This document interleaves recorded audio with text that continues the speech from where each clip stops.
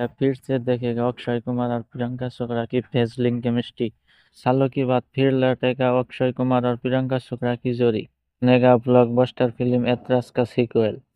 क्या सचमुच मेकर ने अक्षय कुमार और प्रियंका चोपड़ा को साथ में लाने का फिर से कर रहा है कोशिश, और आखिर क्या है खबर, आइए जान लेते हैं अपडेट। तो बता दें, लंबा टाइम से प्रियंका चोपड़ा और अक्षय कुमार को किसी भी मूवी में साथ में दिखाई नहीं दिया है। इसी बीच से खबर आ रहा है सुभाष खेर ने दोनों स्टार को लेकर एक सीक्वल करेगा।